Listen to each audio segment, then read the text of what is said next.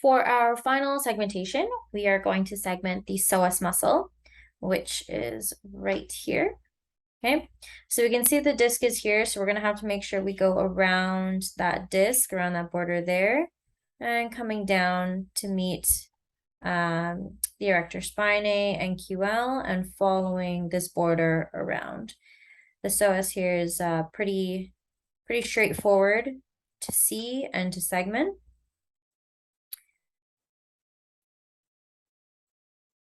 So we will start coming around this border.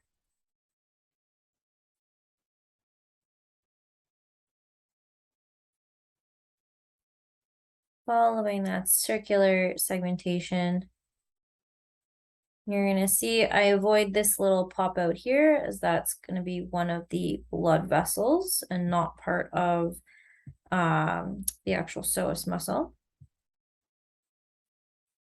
And then we're going to come around the disc and coming down to meet the erector spinae and come across.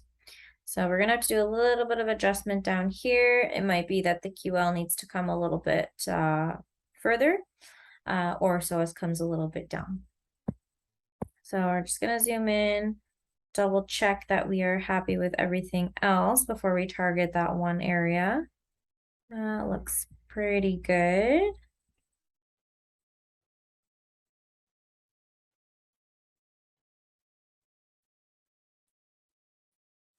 And we want to make sure we're right on that border, so we're getting the full size of the muscle when we take our measurements.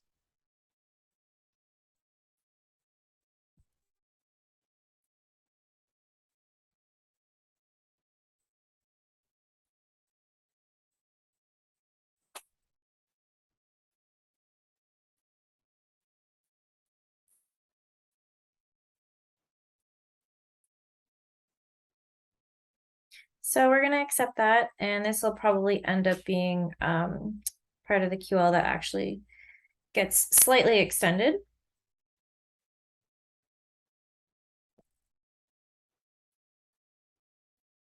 Fix this up.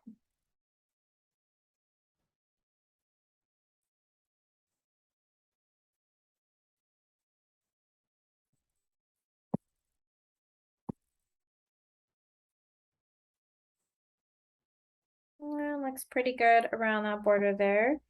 And we're just going to go in and fix up that last little bit of the QL because there should not be any space there. So you can either use the brush tool or you can do another segmentation, just a small one. And you'll see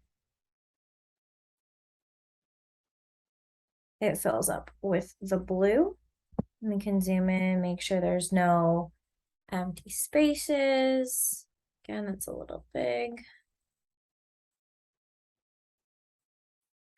And when we zoom out, we have our segmentation on the one side. And you would repeat those for the other side.